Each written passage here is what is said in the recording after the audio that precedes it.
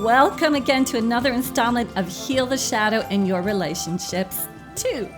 And today I am really pleased and honored to have with me two beautiful authors, Christine Arylo and Amy Ahlers. Welcome. Thank you. Hello. Hi. So I'm going to tell everybody a little bit about you. Christine and Amy are the co-founders of Inner Mean Girl Reform School, which has, yeah, whoop, whoop, indeed, which has helped tens of thousands of women create more self-compassionate relationships and make more self-empowering, self-loving choices. They are master coaches and transformational teachers, internationally recognized speakers, and best-selling authors. And their inspiration and guidance have been featured in places such as CBS, ABC, NBC, TEDx, and the Huffington Post. So again, welcome so much here. Thank you. Thank you so much for having us. So, of course, we're talking about the shadow in our relationships. And I always tell everybody that all of your relationships are a reflection of your primary relationship with yourself.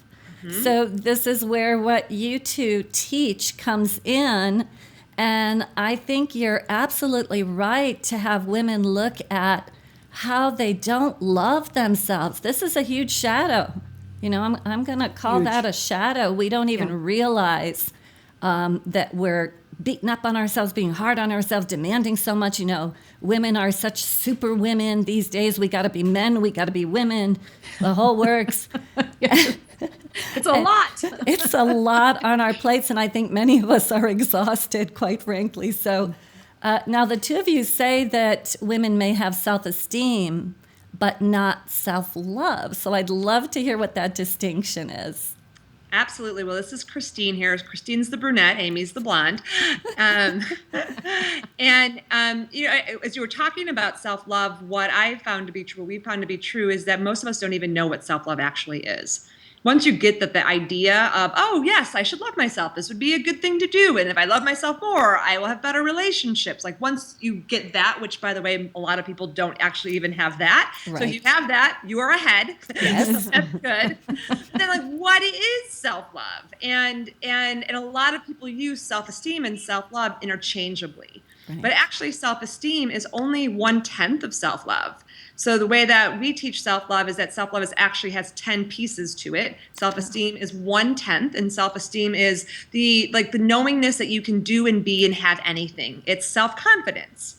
But there are these 9 other components of self-love, which a lot of us are weak in. So there's self-compassion, there's self-care, there's self-respect, and on and on. And so, for example, you could be a woman who has high self-esteem, but if you have low self-compassion or weak self-compassion, you're successful on the outside, but you beat yourself up on the inside and you put a lot of pressure on yourself.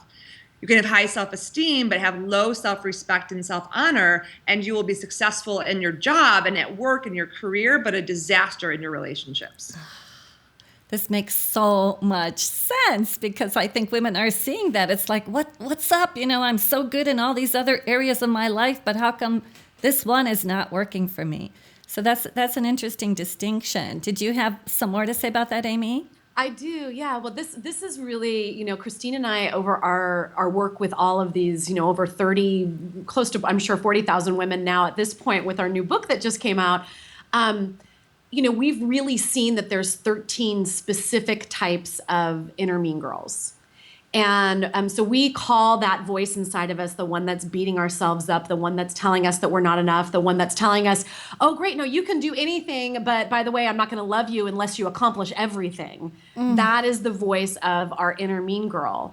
And so we've developed over the course, we've really discovered and uncovered 13 distinct types of inner mean girls. We call these the inner mean girl archetypes. There are so many women who have so much self-confidence, they have so much self-esteem, they feel like they can achieve anything. But then, as Christine was saying, then they don't have a lot of self-love. And they put all of that pressure on themselves. And so this is one of the archetypes we call the achievement junkie. And the achievement junkie is all about achievement. And she can serve women really well. It's the achievement we love achievement, but it's the junkie part that is really the issue.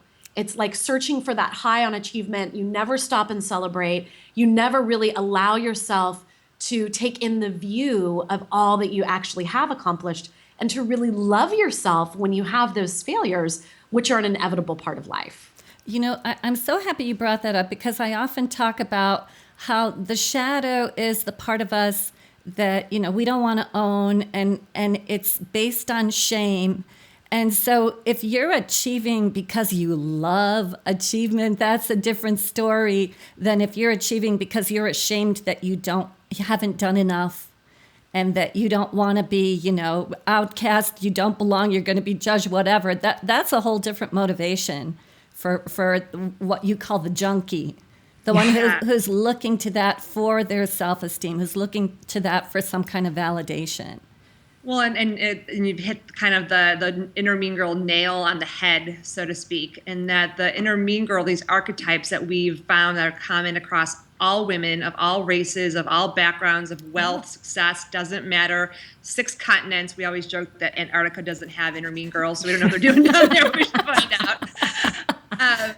Is that really these inner mean girl archetypes are they're like costumes that we can put on to give voice and give understanding to fear, shame, feelings of unworthiness, and feelings of unlovability, because those are really the 4 pieces of subconscious motivation that motivates us, that brings up the shadow, right? Absolutely. Things like the shadow, or we talk about things like the inner critic, or we talk about things like gremlins. They feel like they're outside of us. Mm-hmm. But the truth is, these motivations that many of us are unconscious, most of us have no clue how we're being motivated by fear or shame or any of those things. So the thing about the inner mean girl, what's so powerful about actually being able to find your inner mean girl, name her, create a relationship with her, understand what triggers her, is you start to get and gain awareness of all these subconscious motivations that are going underneath the surface.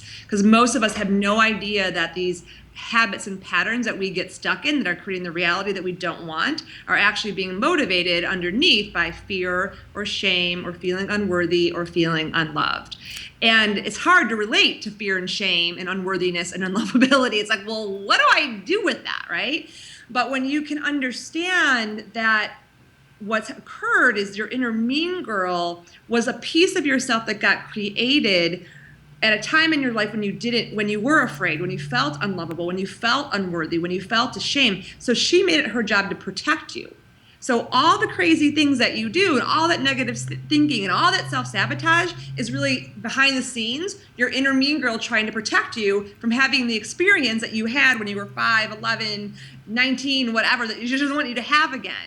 And so we have to love those parts of ourselves. Like you were saying, we have to love those shadow pieces, but it's easier to love, like the first inner mean girl I ever met, her name is Mean Patty. She has red hair. She wears a smock. She has an upside down heart on it. I know when she got created. I know what she's up to. So I can love her and love that part of me as way differently than how do I love fear? How do I love shame? It allows us to actually love those pieces back. I love that. So you give each one of your personas or archetypes a name, a picture, a visual, and then you treat them like they are their own character. And then eventually, how do you heal that? I know you give them love, but how does that work after you give them love? Well, it's definitely, in our book, we have 7 distinct steps. And at Inner Mean Girl Reform School, at our online program, we have all of these different steps, because what we've really discovered is that your inner mean girl is not going to give up her post. She is not going to give up her job or allow you to reform her or transform her until you really connect in with the other voice inside of you that we call your inner wisdom, that voice of unconditional love that loves you no matter what failure, that loves you no matter what fight you just got in with your mate, that loves you if you feel like you can't find the love of your life. Whatever that is, that voice inside of you that is unconditional, love, compassion, respect, all of that. And so what we have women do is really identify that inner mean girl, understand her tricks and triggers, as we like to call it, really get to know her. And from getting to know her, you find that space of compassion within you for her. And then importantly, we have women then turn their focus on building up a powerful, loving, amazing relationship with their inner wisdom and really becoming best friends with her.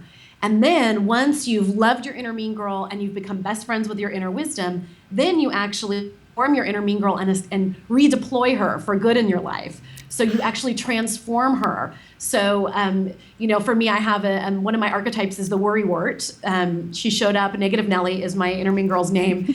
And the worrywart archetype didn't show up until I became a mom.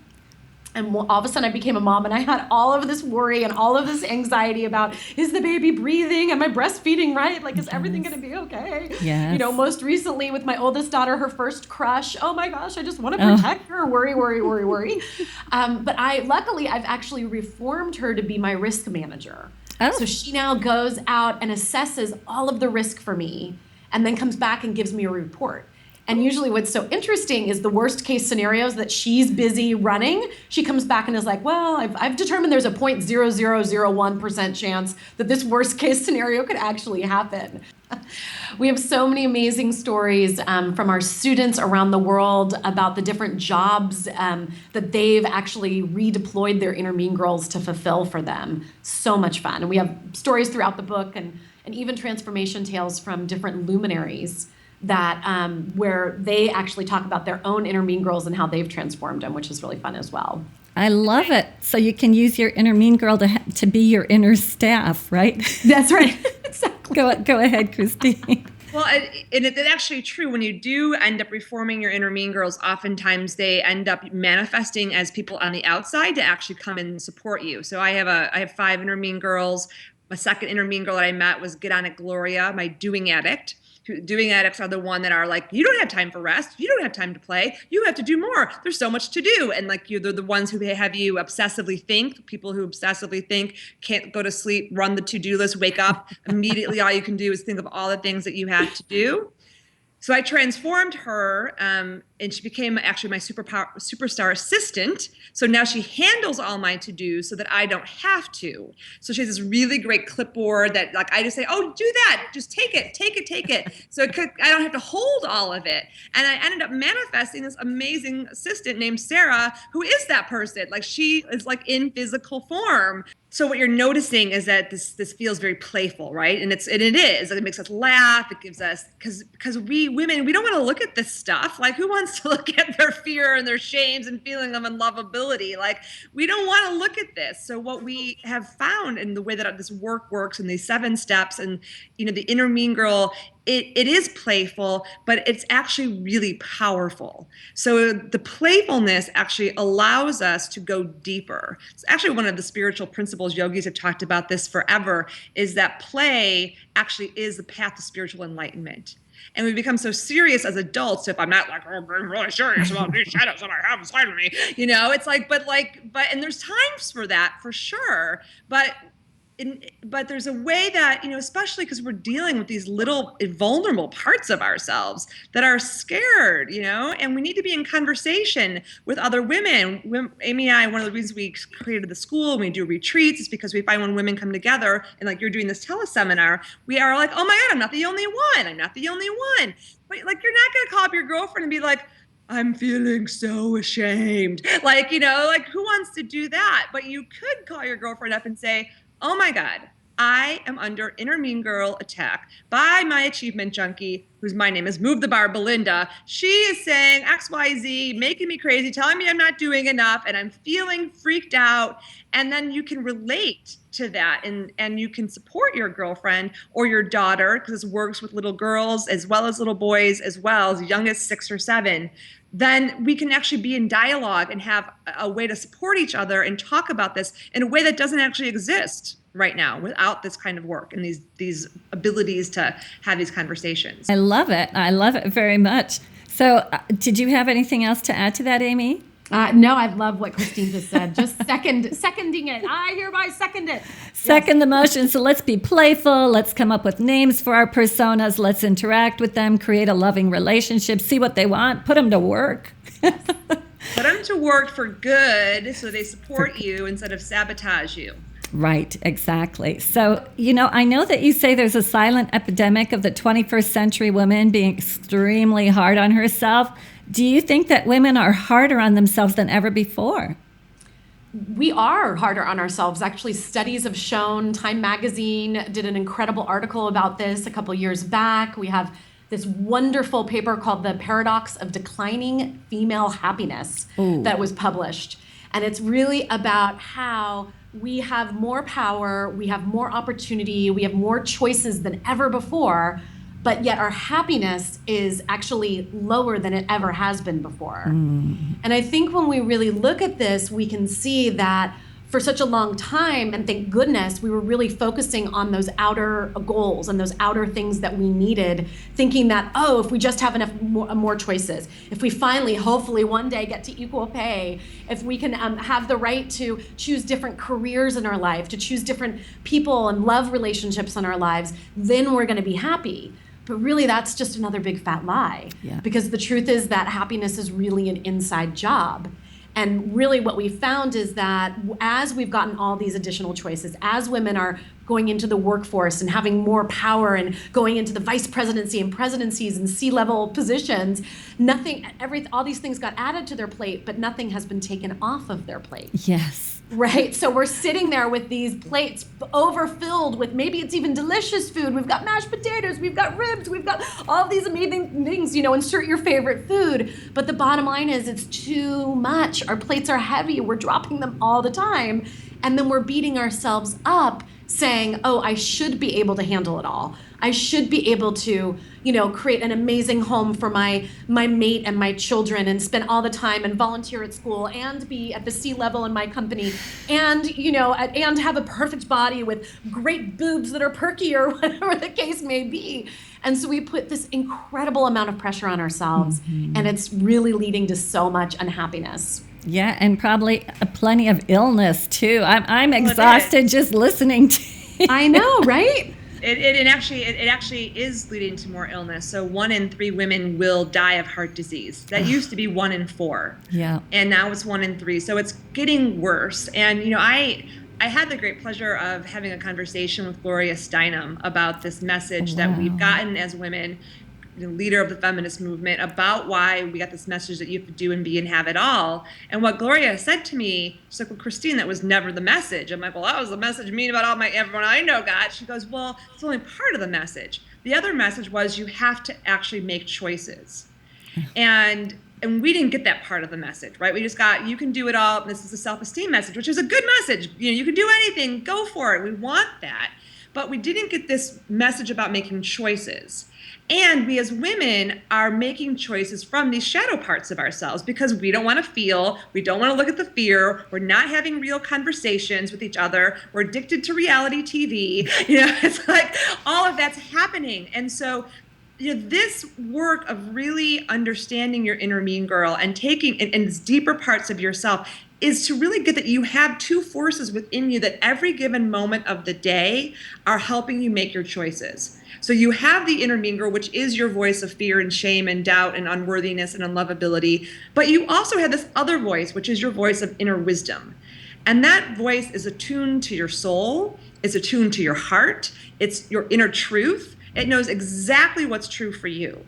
But we have all of this outside information that says, this is how things are done. This is what success looks like. This is what it means to be a good woman. This is what it means to be a good friend.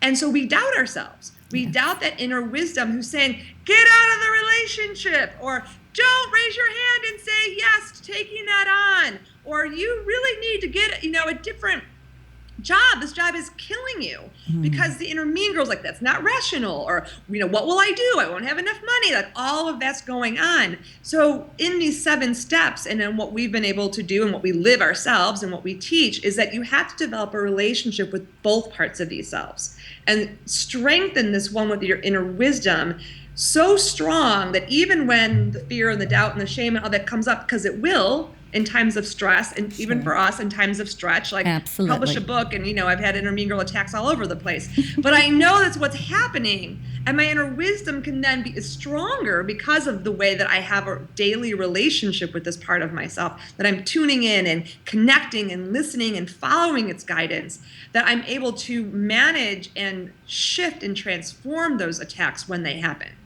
And So- that's what we're trying to get to for everyone. Absolutely. So maybe you can help my viewers to get how they can tell the difference between the voice of their inner mean girl as opposed to the voice of their inner wisdom and their intuition. Is it true that the intuition is quieter, which is why we can't hear it as well, because there's all this other stuff going on? So this is definitely one of the most common questions we get asked at Inner Mean Girl Reform School and in the work that we do. How do you distinguish between the voices in your head? How do you know which one's the inner mean girl, which one's the shadow, which one's the fear, and which one is your inner wisdom? And the answer is so simple, it's often overlooked. And that is to feel how it feels in your body. Because here's the thing, and here's the truth. Your inner wisdom and your inner mean girl can say the exact same sentence to you. For example, it could be, get out of this relationship. It's time for this relationship to end. But your inner mean girl is going to say it like, get out of this relationship, you loser. It's time for you, right? There's this you loser energy behind it. Or, get out of this relationship. You're so unlovable. He doesn't really love you, or whatever it is. Whereas in contrast, your inner wisdom can give you that exact same information, but her come from is going to be from love and compassion. So she's going to be like, sweetheart, it's time to get out of this relationship. It's time to leave. And you'll feel the difference in your body. You'll feel that sense of groundedness. You'll feel that sense of truth. It's like this, we call it the compassion click in the book. It's like this click, click. And you just know, oh, this is out of love that my inner wisdom is telling me this hard truth. Whereas that feeling of spinniness, very technical term, very spinny, that feeling of, ungroundedness, that feeling of being all in your head or really constricted in your chest, or however that inner mean girl feels for you. And I encourage everyone watching to pay attention to how things feel in your body. When your inner mean girl is there beating you up, where do you feel it in your body? When your inner wisdom is loving you and giving you a really beautiful, important truth, how does it feel in your body? And really paying attention to those messages that come through that feel grounded and connected. And that's the number one tool. I hope everyone listening really takes that away from this video interview today. Your body is a broadcasting station. It has two channels, 88.9 FEAR, that's your inner mean girl channel, and 108.00, that's your inner wisdom's channel of loving truth. And in the book and in our schools, what we teach women is specific tools on how to shift that energy. Because when you're under attack and you're feeling the worry, the anxiety, the pressure, the stress, the control, the fear, you can't rationalize yourself out of it because you're under attack. So there are specific tools that we use in our daily lives that we teach our students that allow you to, in the moment, shift that energy. So the way to shift your energy is to, when you're in that place of fear and shame and doubt, and the inner mean girl has taken over your brain and over your whole entire body, you actually have to let her talk. You have to actually this is one of our superpower tools. It's called the 3-step wake-up call process. And you have to just let her rant. You got to be like, what is my inner mean girl saying? And like, I just did this today and I did it with a friend. I'm like, my inner mean girl is pissed off and I want to write an email right now to somebody that I know I don't want to send because I am angry, but I got to let this out. And so she's like, all right, just go. Because my inner mean girls can become outer mean girls, like all inner mean girls can.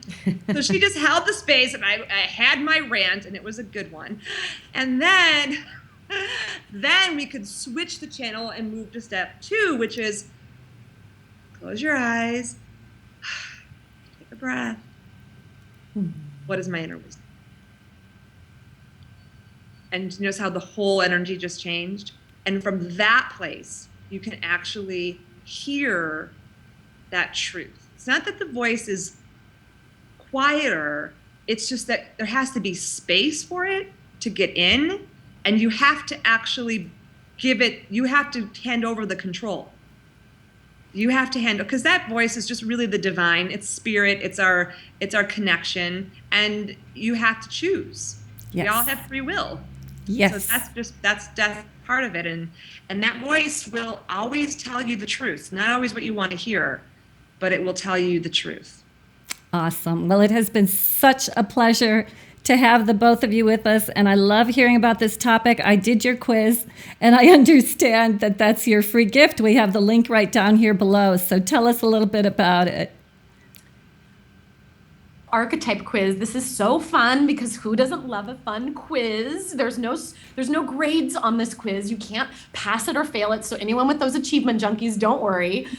We ask you a series of questions and then help you determine which of the 13 inner mean girl archetypes is most prevalent in your life.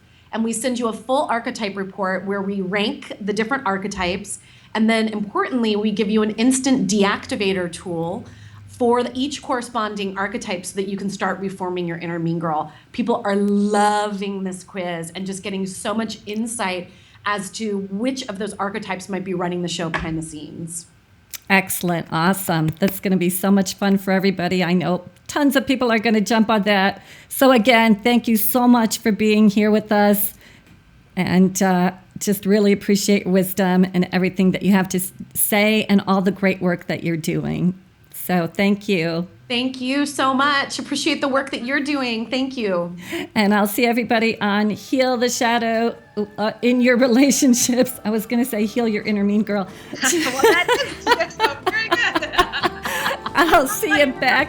Run your relationship. Bad idea. Yeah, don't let her run the relationship. Okay, just listen to that inner voice.